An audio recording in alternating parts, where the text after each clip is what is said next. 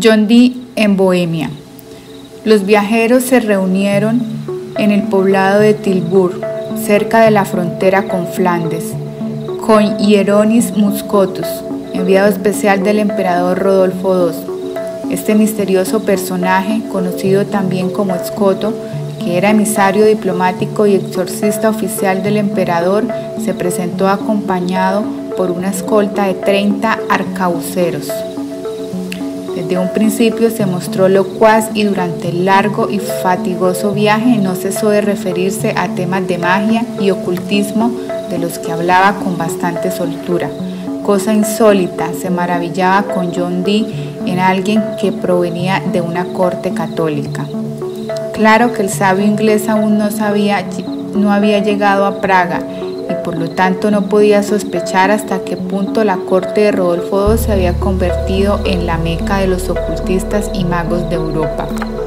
La próxima presencia del sabio inglés en Europa, a pesar de haberse concretado a raíz de una negociación secreta, fue conocida anticipadamente y dio motivo a cierta expectativa entre los numerosos alquimistas que participaban de los favores reales.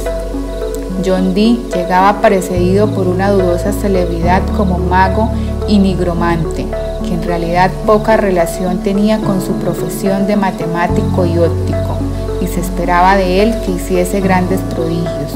En su audiencia con el emperador Rodolfo II, también la existencia del espejo mágico era públicamente conocida por noticias provenientes de Inglaterra y la posibilidad de contemplarlo y hasta de ver a través de él a los ángeles instructores agregaba un doble interés a su visita. En síntesis, que en Praga se preparaba todo un recibimiento para celebrar la llegada del sabio. Se esperaba que diera una conferencia en la universidad, a la que asistirían las inteligencias más despiertas de la corte, y dependiendo del impacto que la misma causara entre los asistentes, muchos serían los que se ofrecerían para servir como discípulos a la espera de conquistar valiosas revelaciones. Tales noticias las comunicaba gentilmente el mago Scoto mientras emprendían la primera parte del viaje, que consistía en marchas hacia el sudeste hasta dar con el Rin, distante unos 150 kilómetros, y durante todo el trayecto sería este enviado diplomático quien primero intentaría sonsacar los secretos de John Dee. Para ello trataba de ganar su confianza mediante la confidencia de valiosa información sobre la vida pública y privada de muchísimos príncipes y señores, tema sobre el que parecía particularmente versado. Hay que situarse en la Edad Media, en tiempos en que todo desplazamiento, toda actividad e incluso la vida misma dependerían del capricho de algún señor para comprender el incalculable valor que significaba disponer de tales chismes. Por eso John Dee asimilaba ávidamente estos datos, pero no satisfacía en la misma medida la expectativa de Scoto, retribuyendo su buena predisposición con revelaciones exotéricas. Por lo menos eso era lo que pensaba el exorcista, aunque se cuidaba muy bien de demostrarlo. Había seguido una antigua ruta comercial, la que una semana después los ponía a la vista de Colonia, ciudad heredera de aquella colonia agripina que los romanos bautizaron en honor del general Agripa, quien fuera enviado por el emperador Augusto para pacificar a los germanos. Desde allí tomarían el antiguo camino romano que bordea el Rin y atraviesa longitudinalmente a la Rinania, es decir, a la tierra del Rin, que marcaba antiguamente la frontera entre la civilización y el mundo de los bárbaros. Las instrucciones que tenía Scoto para obtener máxima seguridad en el viaje consistían en seguir una trayectoria que incluye el tránsito por territorios vasallos del emperador alemán, cuyos señores estuviesen en las mejores relaciones de la corona, y evitar toda infidencia sobre el verdadero motivo de la presencia de los viajeros. Esta última condición se debía al interés que había cobrado entre los nobles. En los siglos XV y XVI, la fabricación de oro y la feroz competencia con que eran buscados los alquimistas o quienes decían serlo, no era raro en esos tiempos que un príncipe falto de dinero secuestrara a un alquimista en las mazmorras de su castillo y le sometiera a tormento para obligarle a confesar el secreto de la piedra filosofal o a producir el dorado metal. Ese peligro trataba de conjurar Escroto recurriendo a la reserva, pero como ya hemos dicho, se trataba de una precaución inútil desde que la fama de John Dee estaba bastante divulgada y había corrido la noticia de que el emperador lo esperaba. En Colonia se hallaba al frente el príncipe elector Alberto de Baviera, quien era además obispo católico y celoso luchador de la Contrarreforma, causa por la que se había librado una guerra reciente, en 1583 contra el arzobispo Gebarto de Walburgo, quien apostasiaría de la doctrina católica para hacerse protestante. En esos años estaban incubando las rivalidades religiosas y los enconos que verían la luz 3 décadas más tarde en la sangrienta guerra de los 30 años. De cualquier manera, Rodolfo II, demasiado ocupado en indagar los misterios de la alquimia o en estudiar las gemas que se hacía traer de todas partes del mundo, no participaba activamente de tales luchas religiosas. Por ser sobrino de Felipe II, el campeón de la Contrarreforma, y mantenerse dentro de la ortodoxia católica. Nadie recordaba ya que su padre, el emperador Maximiliano II, había muerto sin recibir los últimos sacramentos debido a sus íntimas convicciones protestantes. Pero la verdad era que Rodolfo II actuaba con aparente indiferencia hacia la contienda religiosa como medida de seguridad, sabiendo que se hallaba rodeado de espías del Papa y que la única manera de proseguir sus investigaciones exotéricas sin ser molestado sería mantenerse dentro de la Contrarreforma. Esa actitud de Rodolfo II, si bien no despertaba ninguna simpatía en las filas eclesiásticas, tampoco era abiertamente censurada, y no había razón por la cual la presencia en Colonia de los huéspedes no fuera bien acogida por el obispo Alberto de Baviera. De cualquier manera, ninguna imprudencia habría de provenir de John Dee, pues este pasó esos días fascinado por la catedral gótica de Colonia, esa magnífica muestra de la tecnología druídica benedictina. Tras pasar unos días en Colonia, partieron nuestros viajeros sin problemas por el antiguo camino que las legiones romanas siguieran. En sentido inverso, 1500 años antes, cuando intentaban cumplir el sueño del emperador Augusto de confiar a los bárbaros más allá del Elba. En esa ocasión, 3 legiones romanas, 20.000 hombres al mando del gobernador público Quintilio Varo, fueron aniquiladas por las tropas germanas al mando de Arminio. Derrota que motivó el suicidio de Varo y el retroceso definitivo de los romanos hasta el cuartel general de Maguncia. Y justamente en Maguncia concluía la segunda parte del viaje, pues allí ya se encontraban bajo la protección del Landgrave Guillermo de Hessen-Kassel, un príncipe que gozaba de la confianza de Rodolfo II y era también su pariente. Luego de permanecer algunos días en Maguncia, la ciudad en la que Gutenberg inventara la imprenta de tipos móviles 40 años antes, y otros pocos días en el castillo que el señor de Hessen poseía en Frankfurt, partieron nuestros héroes para cumplir la tercera y última etapa del largo viaje. Desde Maguncia, torciendo en línea recta hacia el este y recorriendo unos 500 kilómetros, se halla Praga. Sin embargo, no era posible seguir directamente esa ruta en el siglo XVI sin verse obligado a numerosos desvíos para atravesar selvas y bosques, cruzar ríos y subir montes. Pero considerando que esas tierras de Hessen y del norte de Baviera eran suficientemente seguras, tal era el camino elegido por Escoto, quien prefería baldear un río torrentoso antes que correr el riesgo de ser atacado por un príncipe desconfiado. Por lo tanto, pronto se hallaron circulando por Baviera, que es en el norte un país hermoso, de hermosos valles y tupidas selvas, pero que va creciendo en altura hacia el sur hasta llegar a los Alpes, esa cadena montañosa que señala los límites entre Austria y Estiria, las tierras de los Habsburgo, es decir, de la dinastía reinante. Siguiendo el camino indicado hacia el este, se arriba a Bohemia, país que se compone de una meseta central regada por el Elba, a la que rodea un cordón montañoso en todas direcciones salvo al oeste. Al norte de esos montes metalíferos que limitan con Sajonia y están los Sudetes formando límite con la Galicia polaca. Al sudeste, el Bohemerland separa a Bohemia de Austria y al sudeste y este las alturas moravas forman una pobre valla con el país de los eslovacos.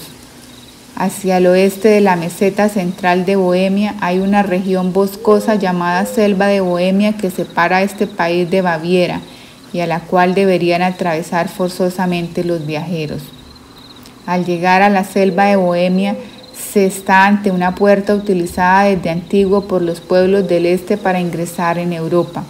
Por allí vinieron en el siglo V los marcomanos, que por haber permanecido en el país de los boíos celtas, Bohón o Bohemia, eran llamados boyovarios, quienes habitaron y dieron su nombre al país boyóvaros Baviera.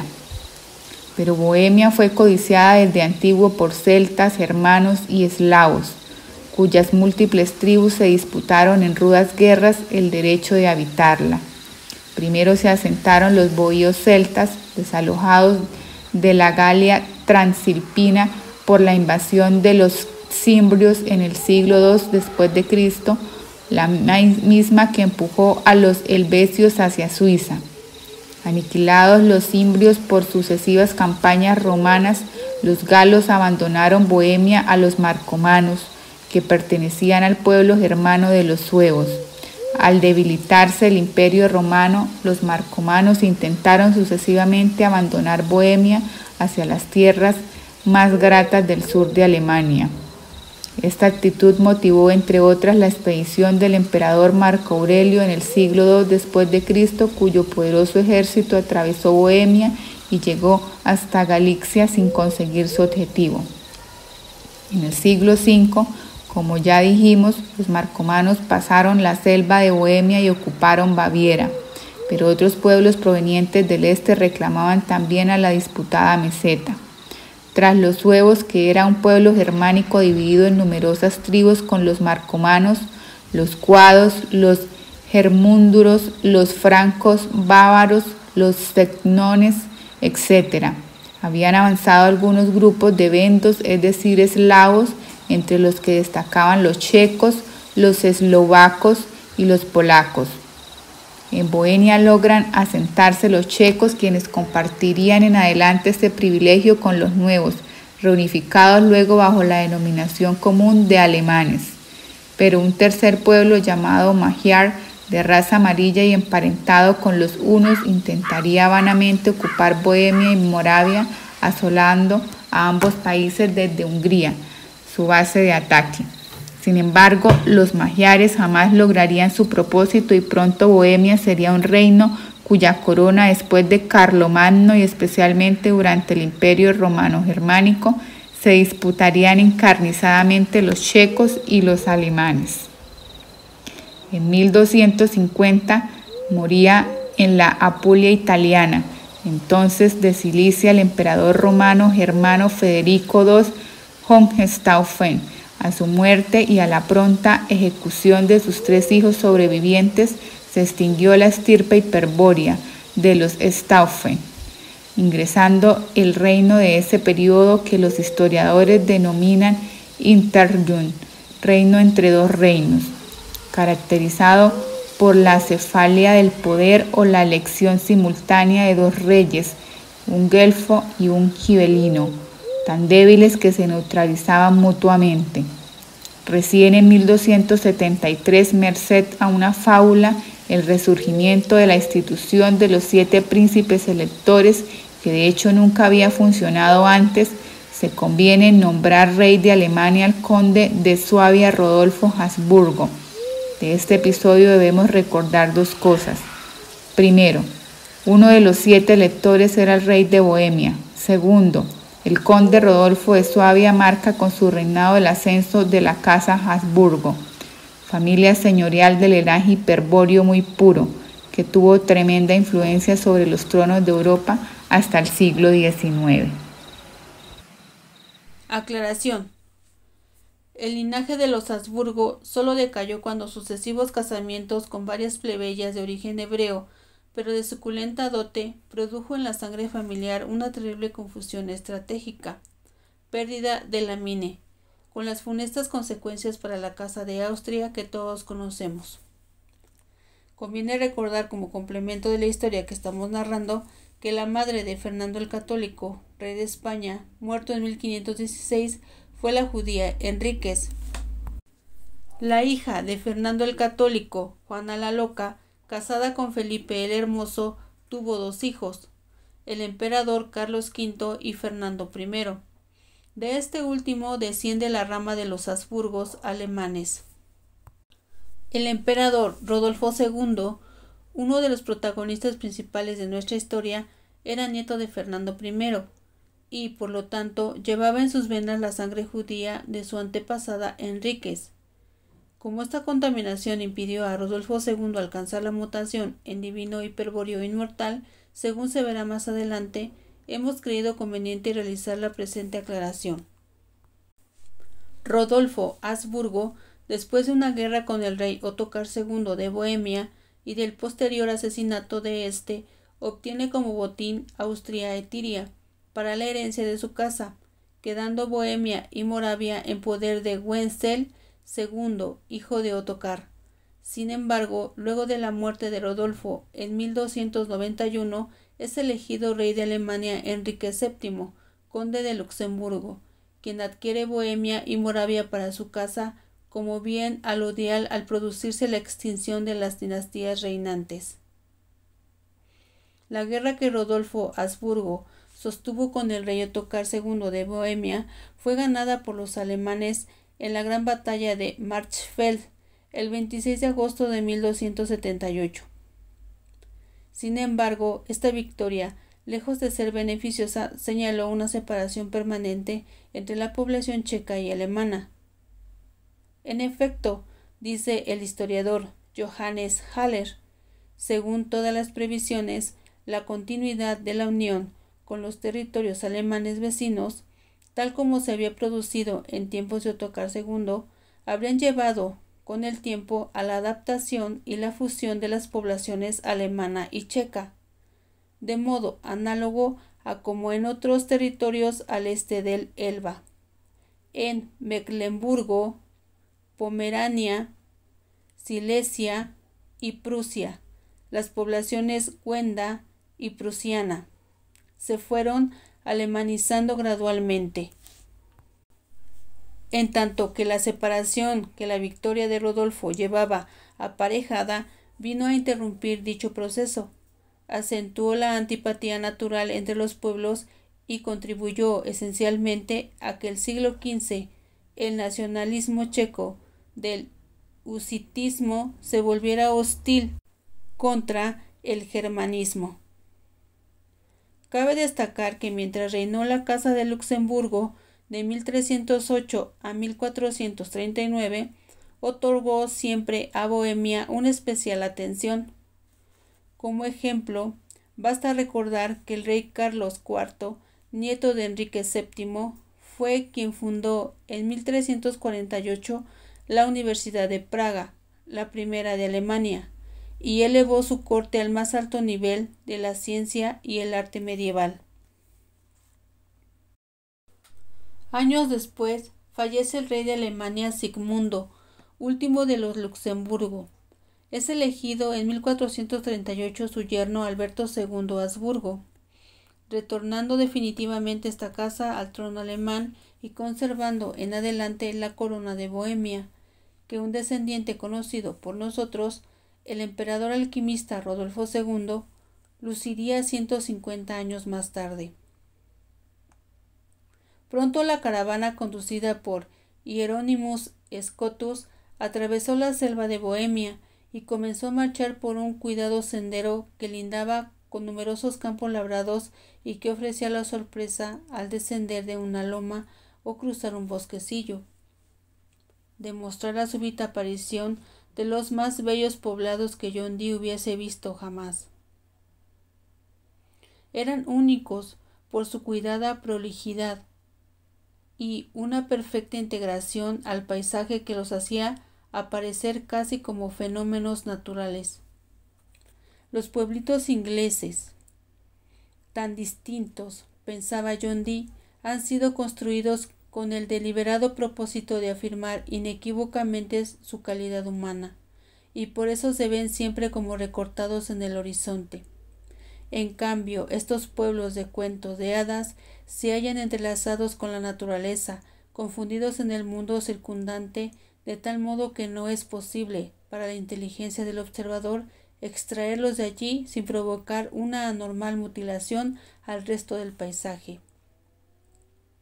Sin poder distinguir los límites de unas construcciones que se diluían entre jardines y follajes, y sin lograr percibir esa exaltación de la forma por sobre el fondo que es la base de la diferenciación, John Dee tenía la impresión de haber penetrado en una imagen pintada, en un cuadro de Bruegel.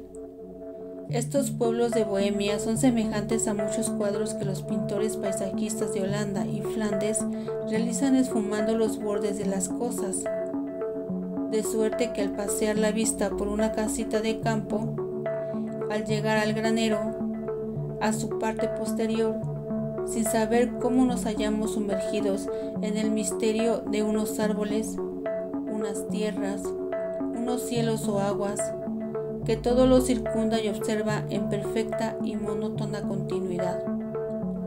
En otra parte de esta obra veremos de qué manera la conjunción de la energía telúrica con ciertas características particulares del lugar generan en su entorno un microclima psicológico, porque un microclima especial que rodea a algunos pueblos de Bohemia eran el responsable de las curiosas percepciones de John Dee. Pero no solo el sabio inglés, sino muchísimas personas sensibles han intuido durante siglos que en Bohemia hay mayor facilidad para el ejercicio de las ciencias ocultas.